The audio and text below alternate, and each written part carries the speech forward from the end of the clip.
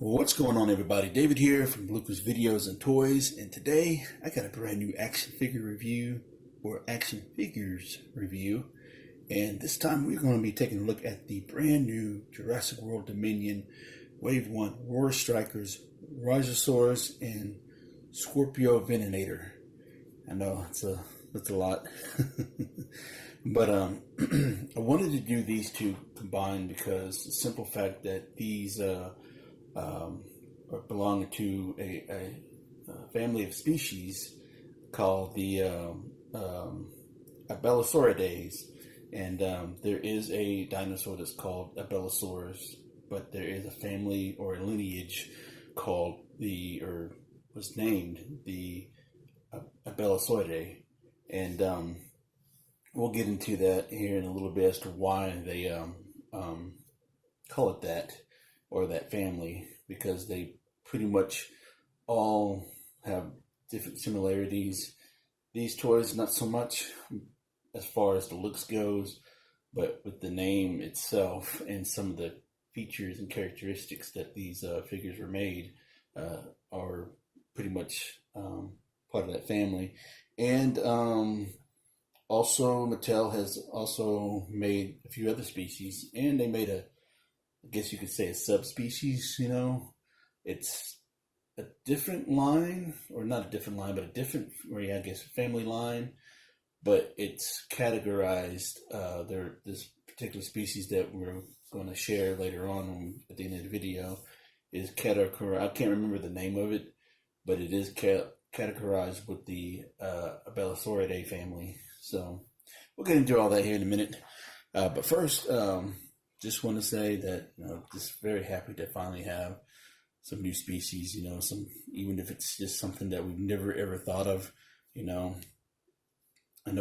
and so to be able to get these is pretty amazing. I've heard of them, but I don't know very much about it besides the fact that the information I just gave y'all, and but that's about as far as I know about these two. But anyways, let's go ahead and dive into it. And so this is pretty much the Roar Strikers packaging. We've got the basically same style packaging that we've had from the very beginning, since Fallen Kingdom, and pretty much same thing, but just a different logo. That's it.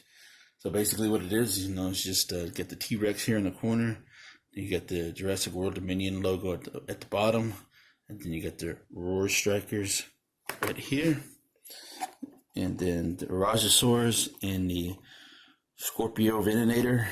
And then ages 4 and up, that's me. And here is the UPC code. It should be hitting y'all's Targets or Walmarts, wherever y'all shop at. And there it is for that. And we got the Mattel logo at the corner. And here in the insert, we have the fax apps. Shows you how to pull out the tab and shows you what to do. You just have to click on it, and then here it just shows you the action feature, and it's letting you know that it has sound on both of them. And you got the logo here on the side.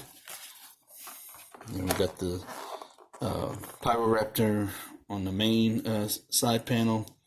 And then we have Jurassic World Dominion logo right there.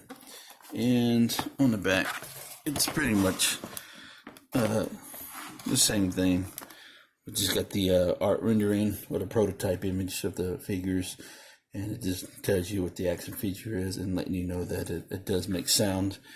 And then here, the rest of the wave, got the Triceratops, and then we got the Ankylosaurus. More than likely, we're going to pass on these two because I don't want to overload on the same species over and over again, But if they go on clearance or something, I probably more likely will get them, for cheap. But right now, we're just going to focus on the newer species. And then here we are with all the copyright information.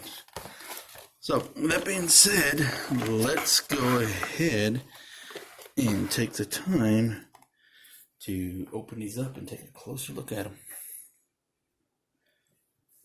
Alright, so we finally got them out of their packaging, and I must say I really do love these figures. Aside from the skimpy paint scheme, paint job, other than that, the sculpts are absolutely incredible. I love the sculpts on these things. And so let's go ahead and move him out the way, and we'll just focus on the Rajasaurus. So the Rajasaurus is a very beautifully sculpted figure. Look at all these spikes, or osteoderms, if you want to call it. They're very nicely detailed. The skin texturing is awesome. The muscle texturing is great as usual. And the feet. And of course, you know, they didn't paint the toe claws or the fingernails of the figures. But that is okay. You know, I know that's a pet peeve for a lot of collectors, but it is what it is. For me, it is, you know. I don't too much worry about that stuff. I prefer the sculpt of the figure and stuff. So this is just a truly amazing piece, you know. And just love the fact that all the texturing, you know, on the tail and everything. So looks incredible. Yeah, it can benefit for a little bit more extra paint, especially right here, to go all the way down there. You know, even if it did just go right there, that would go a long way, you know, honesty.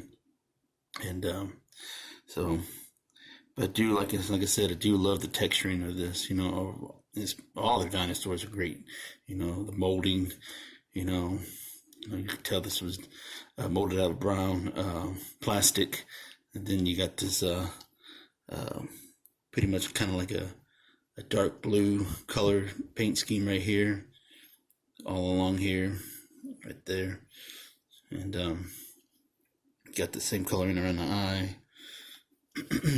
So very awesome.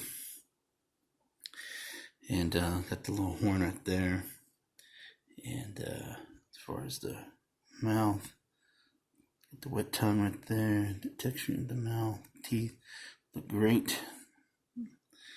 And then you got the vanilla color lower jaw, and then around the neck, you know, area right there. So that's always good. And so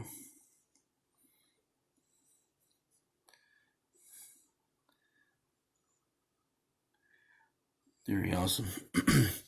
And so here is the scan code for any of those who need it. So there you go. I do like how they try to blend it in and add the little extra, the little spike to it, or the osteoderm to it. You know, just kind of hide it. You know, not so bad. You know. And so as far as the action feature goes, you basically just press down on it.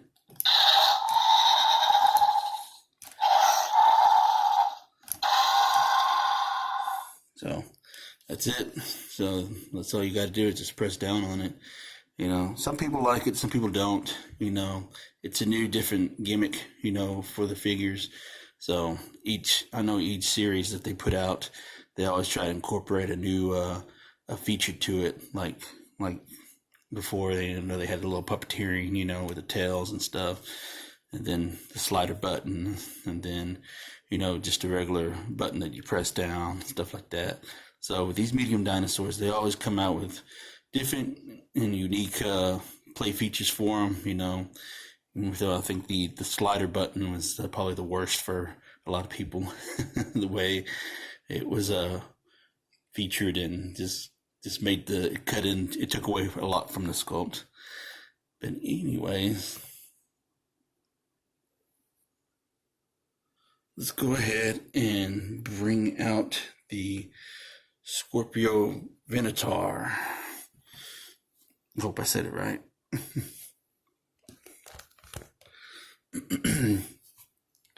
This one's even more amazing, mainly the head sculpt.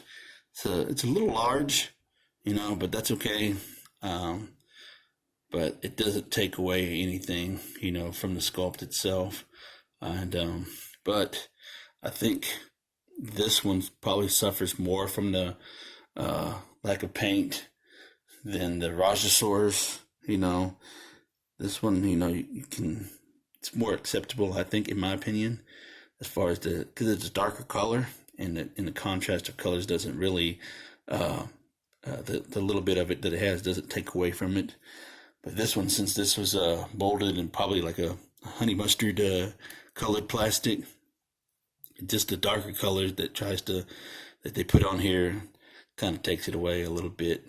Takes away from the sculpt as far as the paint scheme that they used, because it's just so brightly colored, and it's more noticeable, in my opinion. And but other than that, as far as the sculpt feature itself, truly amazing. It's just the way they sculpted all this. And at first, when I started looking at this, I thought these were like feathers. I thought that was pretty cool texturing, but I guess it could be feather texturing, but I guess if that's how you want to look at it. But if I was just looking at it like this, it looks like it's just a feathery texturing, and then here are just like the osteoderms right here. But either way, it's still very cool. The sculpt in general is a very unique piece, as far as how they presented it itself. And so it's just a beautiful figure overall, And then they have the dark black wash, and all the way around the head, and then it just stops right there. And like I said, this could have really benefited it all the way down here, even if it was just right here, just to have that down there, and then the white going down here on the side, would benefit it from it a lot. But like I said, overall, the sculpt itself, with the texturing and the muscles and how they have it, it's just it's an amazing piece, So yeah, the eyes look good, on point, and teeth are awesome as well. And it's got the white, the wash right there for the lower jaw, but nothing at the bottom. It's just straight, yellow plastic. So, and like the Rajasaurus, as far as the action feature goes, just gotta press down on it. All right, so. Even though I didn't get through all the articulation yet, but we're just going to go ahead and bring both of them out. So they're basically the same thing as far as articulation goes. The arms, they're ball and hinge, just go forward and backwards, nothing too fancy. And then the legs, they go forward and backwards, it doesn't really, the action feature doesn't hinder it at all. And the same thing with the Skorpiovenator. And forward and backwards on the ball and hinge, and then the legs go forward and backwards. That clicking sound was that ratchet noise. Now, earlier in the video, I know I had talked about the species of family, the Ankylosauridae, and the reason why there's a family of them like that is because, one, even though the arms are not what they're supposed to be a lot shorter. So this is somewhat accurate, but it needs to be like a little, like right there. That's how small the arm needs to be, right there. And so they just gave it a little bit more longer arm than what it needs to be, because all these Ankylosauridae species, they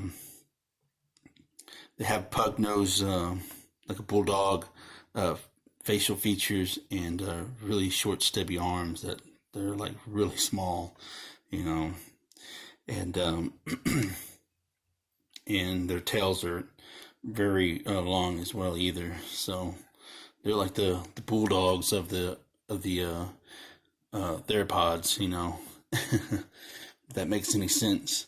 So then here on the Rajasaurus, you know, it needs to be a little bit more rounded, you know, a little bit shorter, just a tad bit. And then the arms is greatly exaggerated. You know, like I said, the arms need to be about right here. But nonetheless, you know, it's still cool. You know, it's still cool that we still got this. So now we are going to bring out the rest of the family members that Mattel recently gave us. And so they gave us the Majungasaurus. see how small the Majungasaurus hands or arms are.